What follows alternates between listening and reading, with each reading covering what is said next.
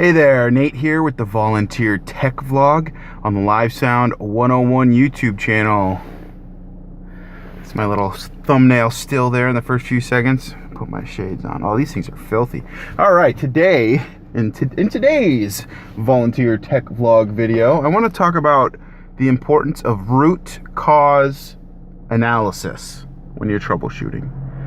So this becomes very important if you've been following along in the last few videos here. We've had a major malfunction of the audio system. We had all kinds of horrible noise coming through the system intermittently, and then actually it was intermittent for a couple weeks, and then all of a sudden it became like very consistent horrible noise coming through the system. And yeah, watch the last few videos if you want to know, because we did figure out a solution. We figured out what was causing the problem. We had this problem about a year ago, and we thought we knew what the solution was, and we actually spent money and replaced a unit. And looking back on it, now I'm questioning if we really needed to replace that unit, or had we done the root cause analysis properly a year ago, we could have got the system working again without buying anything new. Now, we only spent about $200, so it wasn't like the thing we replaced was, huge bucks.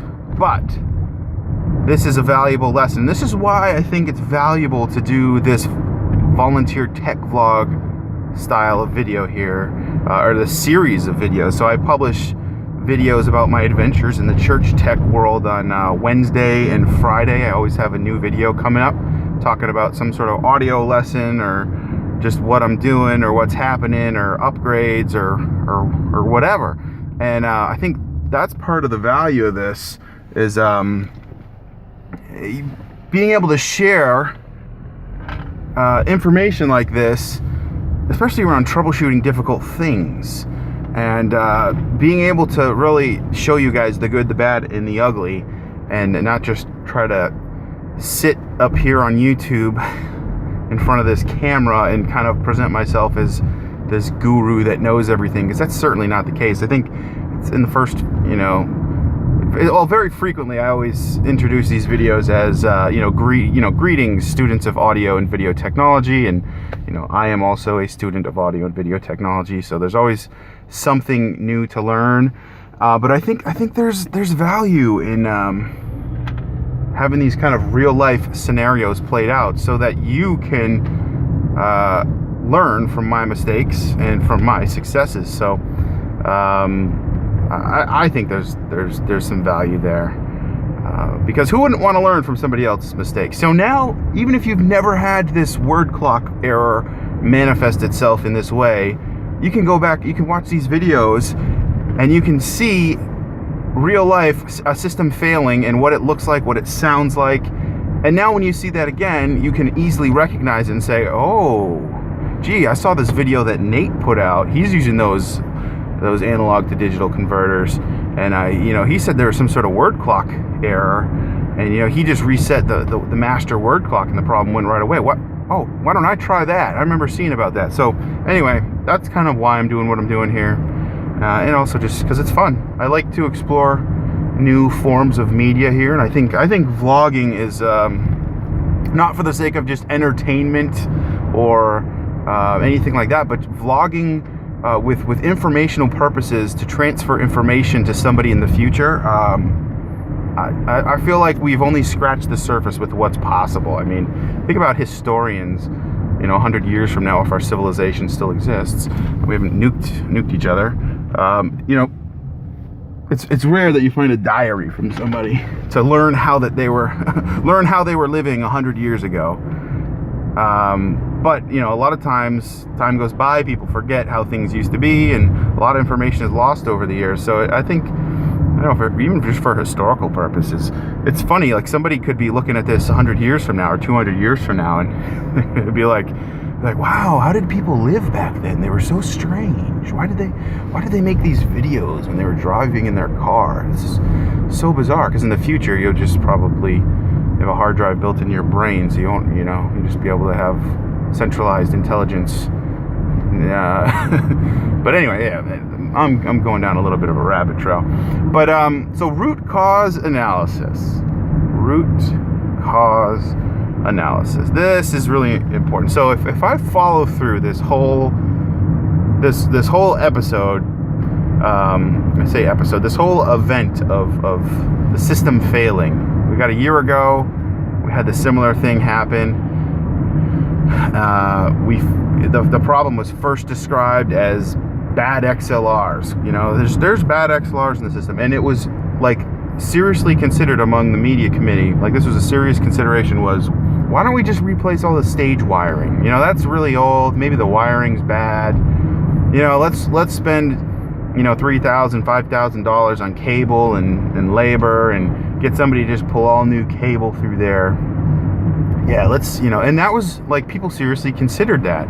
There was bad cabling, and that was causing the noise because people didn't know what it was. And we looked into it, and we, you know, this is a huge thing with troubleshooting is, you know, cut the signal chain in half, right? And look at this half. Do you see the problem there? No. Okay, good. All right, let's look at the other half. Do you see the problem there? Yes, we do. Okay, let's cut that in half again. Cut that signal chain in half. Do we see the problem in this half of it? And now you're breaking it up into quarters, and you're trying to isolate specific devices. So we could take the stage XLRs out of the equation quite easily and still realize that there was noise in the system. So we did not need to spend money on XLRs or replacing the stage wiring or anything like that, because they were taken out of the equation and the noise still existed. So then I traced it back to a bank of 8 channels. The noise is only happening on this bank of 8 channels. Maybe that device has failed. All right, let's get a new one. It's $200. Boom, that solved the problem for about a year. Now we got that same noise problem across 32 channels. Wait a minute. The problem wasn't what we thought it was. It wasn't a device failing. It was actually the word clock on that device probably just needed to be toggled in and out of master slave, and it probably would have come back online. So now I want to go dig up that old device that's in a box somewhere, test it out, and see if it actually works. Because that, really getting down to the root of the problem, proved that really all we needed to do is reset the word clock. Now, the question comes up, the Behringers are pretty cheap, right? They get the job done. They do what needs to be done, but they're not the most expensive product out there. They're probably not the highest quality. So the question becomes, you know, do you move away from the Behringers to a more expensive unit? You know, maybe something from PreSonus, or I did some searching, but there's some more expensive devices we could get that are, you know, instead of like $200 a piece, they're more like $500 or $600 a pop. Or $1,000 a pop if you want to get some really nice ones. So is there any guarantee that if we upgraded to those nicer, higher quality boxes, that our word clock error would go away? This happens from time to time. There is, I mean, you never know. I think from my experiences, time code, and that's when I say word clock, you can kind of interchange time code with that.